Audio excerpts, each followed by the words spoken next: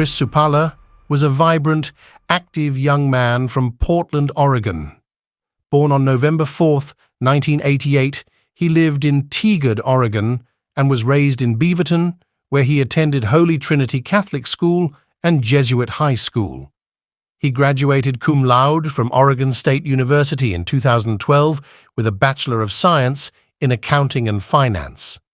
Known for his humor, kindness, and zest for life, Chris was an accomplished tax analyst, musician, and outdoor enthusiast.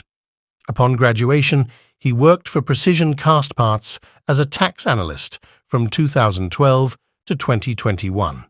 Chris was a handsome, genuinely kind, funny, and caring person throughout his 32 years. He had a knack for clowning around and making lame jokes that brought joy to everyone he was with. Chris's talent for music started when he learned piano in elementary school. Later, he became a skillful self-taught guitarist who loved to jam with his buddies.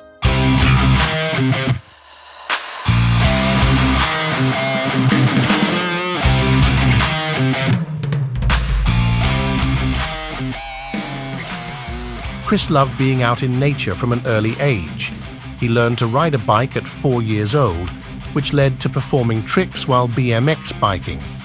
His pursuit of greater biking adventures grew into a passion for downhill mountain biking.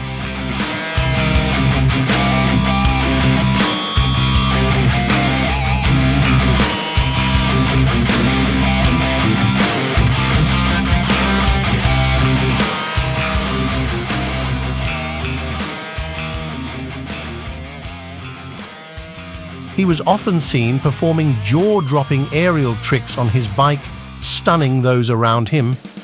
Chris's love of conquering the trails also extended to four-wheeling in his Jeep Wrangler. Oh God, don't run me over. Hello! With his Wrangler, he took on challenging trails, climbing over logs and boulders, and plowing through the rugged trails of the Tillamook Forest. In pursuit of greater challenges, Chris learned rock climbing with his girlfriend Karen and sister Laura. They embarked on numerous trips scaling the climbing sites around the Pacific Northwest, but life, with all its unpredictable turns, had a different challenge in store for Chris. What started as a simple solution to a stuffy nose spiraled into a life-altering event. Here is Chris' story. After battling a stuffy nose that somewhat disturbed his sleep, Chris sought medical advice. Several doctors recommended nasal surgery to alleviate his symptoms, assuring him it was a simple procedure. Trusting their expertise, Chris underwent a septoplasty and microablation of his inferior turbinates in 2021. After this surgery, Chris's nose became severely open, partly because the turbinates were reduced in size and partly because the septoplasty opened up his nose unnaturally. This combination led to nearly zero air resistance in Chris's nose, resistance that is important to slow down the respiratory rate and fully inflate the lungs during inhalation.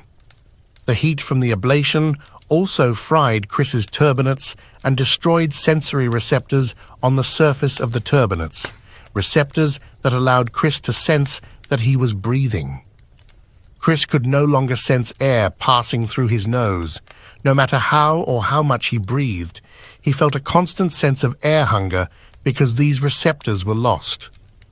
The wide open nose and the nerve injury led to shallow and rapid breathing, putting Chris's autonomic nervous system on high alert. For those who don't know, the turbinates are finger-shaped organs inside the nose that play a crucial role in the respiratory process. These organs act as the body's air conditioning system, humidifying and warming the air before it reaches the lungs. The turbinates are also equipped with important sensory receptors that signal to the brain that we are breathing. Removing or damaging these receptors is like removing the sensors from a self-driving car. After this, the control system can no longer drive the car. The name of the surgeon who performed Chris's surgery was Timothy Smith, who at the time worked at Oregon Health and Science University, OHSU.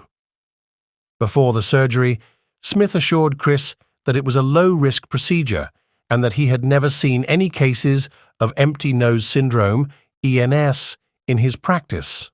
However, after the surgery, like many others who had undergone the same procedure, Chris began experiencing severe symptoms associated with ENS. He felt there was too much space in his nose, and he couldn't feel the air passing through it. This was especially bothersome when at rest. Empty nose syndrome. You might have heard about that, but that's when usually you remove the inferior turbinates, and it's not a good thing. We have patients that have, basically it's ruined their life. Some of them, not all of them. And really what happens is the air goes in your nose.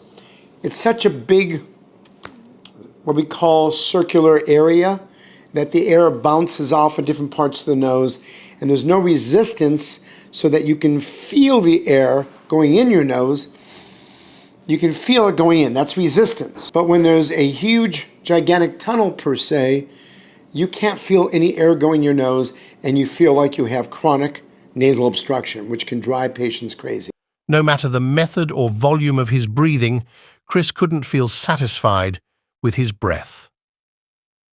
After the surgery, Chris's prior good health and happiness deteriorated rapidly.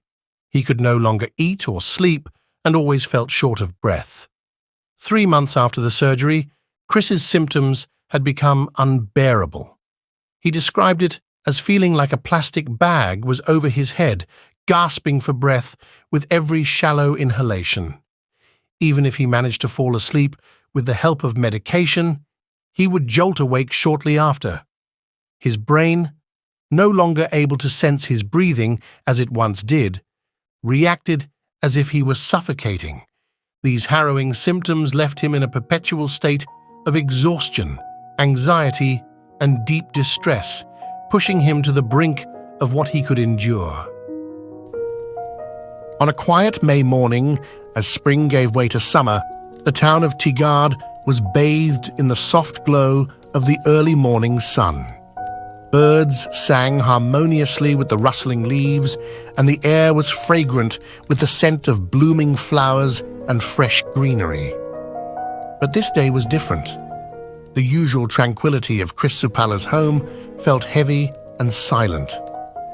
Chris had spent the day indoors, his tortured breaths filled with a sensation of suffocation that never seemed to ease. As the afternoon wore on, Chris stepped outside. The sky was a tapestry of soft blues and whites, a stark contrast to the turmoil inside him. Earlier that day, Chris had tried to find some semblance of normalcy.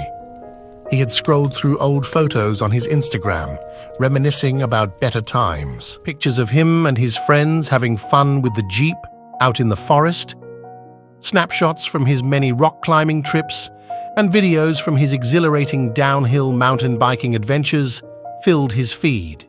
There were also memories of lively parties, winter barbecues, and countless joyful moments.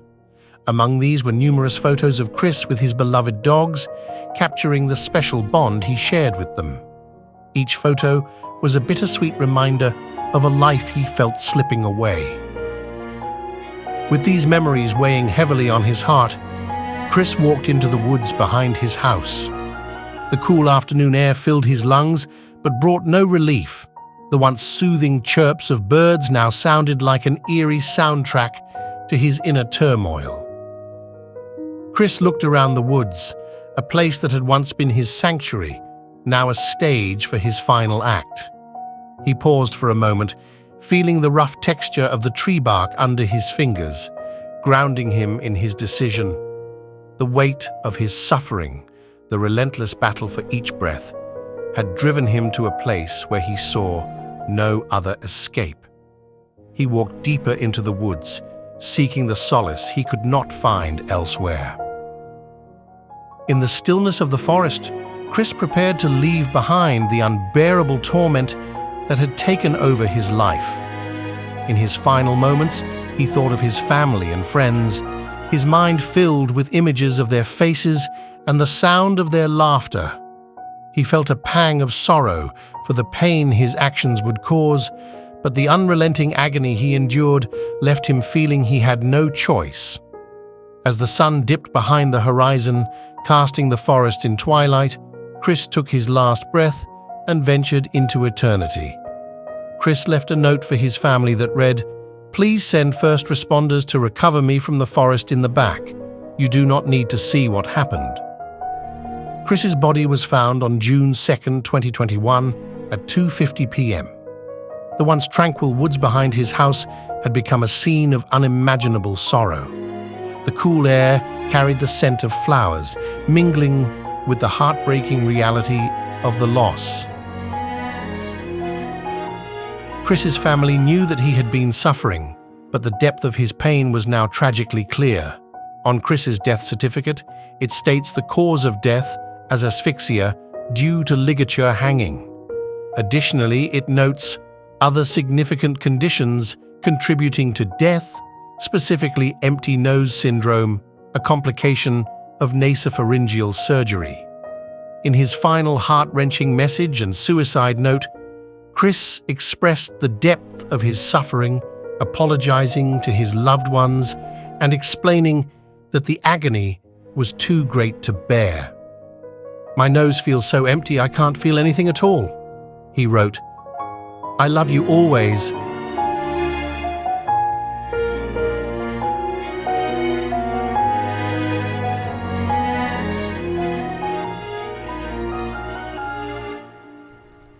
So, what does the medical community do about this? It has been over 30 years since Dr. Eugene Kern first identified empty nose syndrome, yet more and more people continue to develop this condition after nasal surgery. Chris valued his life greatly and did not wish to die, but he could no longer bear the immense suffering inflicted upon him by his surgeon. Chris' story is not unique. There is currently an epidemic of suicides stemming from these surgeries. These individuals did not seek death, but rather loved life, yet they could not bear the constant breathing difficulties, sleep problems, and atrophic rhinitis that followed these procedures. Thousands of lives have been devastated by these operations, resulting in hundreds, if not thousands, of suicides. Despite this tragic toll, ENT surgeons persist in ignoring their patients' suffering and refuse to acknowledge the existence of this condition. Why is this? Well, ear, nose, and throat ENT practices have primarily evolved to focus on surgical solutions for nasal congestion, making surgery a core task for ENT doctors. Since the 1980s, advancements in endoscopic cameras have driven the development of various instruments for turbinate reduction. Medical equipment manufacturers have flooded the market with devices such as coblation, radiofrequency, microdebriders, and laser ablation devices, all aimed at maximizing revenue and profit. The fact that these tools irreversibly destroy the nasal mucosa, along with its blood vessels and nerves, is of little concern to these companies. So, technological progress has significantly increased the prevalence of nasal surgeries for congestion, turning these procedures into a standard practice on an industrial scale. Despite mounting reports of lives adversely affected by these surgeries, both the industry and ENT surgeons remain reluctant to confront these issues. Their primary focus appears not to be the long-term health of patients, but rather the maintenance of business operations. When complications arise, there's often a tendency to feign ignorance, blame the patient for improper healing, or dismiss the problem as purely psychological. While some surgeons may lack awareness, most understand the critical role of nasal turbinates in the body. One might expect that suicides related to ENS following nasal surgery would prompt ENT surgeons to reconsider their approach to nasal congestion surgery, but it doesn't matter to them. Whether it's 10 suicides or thousands of suicides after these procedures, the surgeons don't care at all, as long as it doesn't affect their business. Today, ENT surgeons have formed a tight-knit union where they protect each other.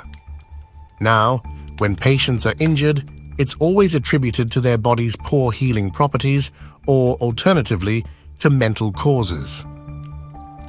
When the healthcare industry and ENT community fail to address this dilemma, it becomes imperative for government authorities to intervene. It's simply unacceptable for thousands of lives to be destroyed because individuals place their trust in doctors who claim expertise. Up to 20% of procedures, including turbinate reductions, septoplasties, spreader graft surgeries, and sinus surgeries, are estimated to be performed aggressively enough to potentially induce atrophic rhinitis or empty nose syndrome within months to a few years. If these procedures are to continue at all, surgeons must comprehensively inform patients about the potential consequences. People need to be able to make informed decisions. They deserve to know there's a 20% risk of developing atrophic rhinitis or symptoms of empty nose syndrome. This is crucial because both atrophic rhinitis and ENS are severe, irreversible, and incurable conditions. Current treatments for both conditions are limited, primarily focusing on methods to moisturize the nasal passages or modify airflow, but these interventions often provide only minimal relief. Returning to Chris' story, following his ENS-related suicide, his parents urged Oregon Health and Science University, OHSU, to alert patients about the risks of ENS. The complications are so horrific and life-altering that patients deserve to be informed, Mary Supala said. Chris couldn't breathe, he couldn't sleep, he couldn't do anything. He was more afraid to be alive than to die.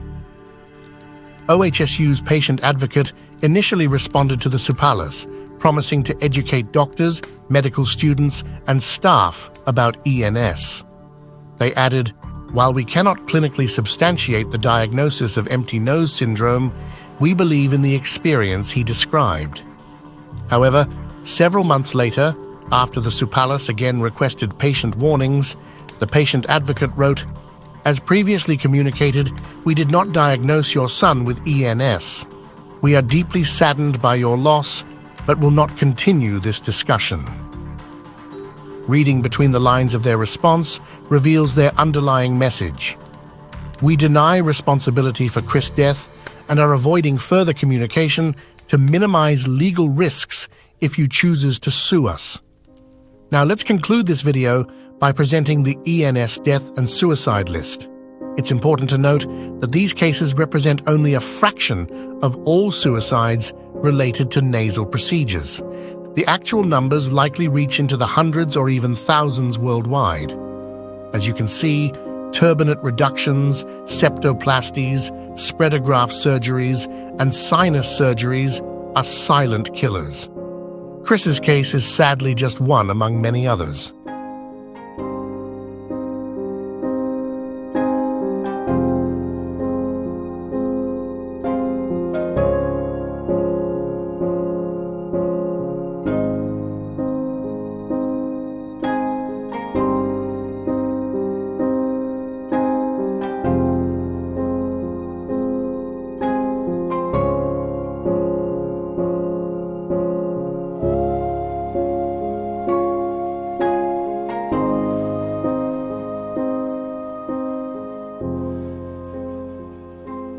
This video was originally intended to end here, but during its production, Nenad Chubric, a surgeon from Serbia, commented on Melissa Champion's ENS-related death with the following remarks.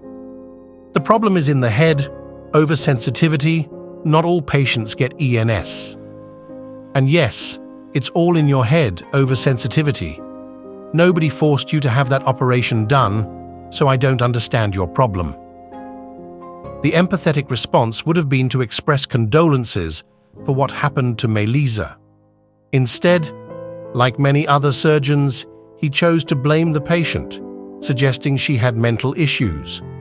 This underscores the type of individuals who become ENT surgeons. Therefore, it is crucial for authorities to intervene. Without such intervention, there is a risk of more cases similar to those of Lu Feng and Lianing Qing in China, where lack of informed consent and gaslighting led to retaliatory attacks.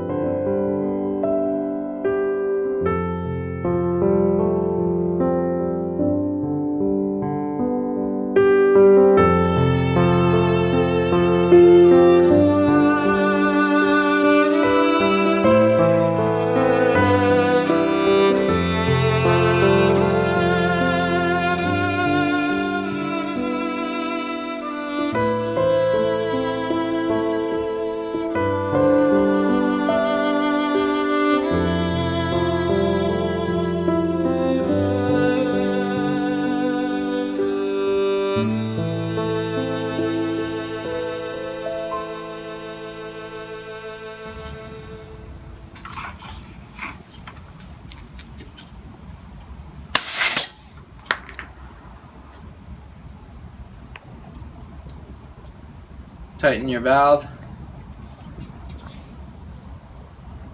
Listen for any leaks. Make sure your tube is good. Feels good.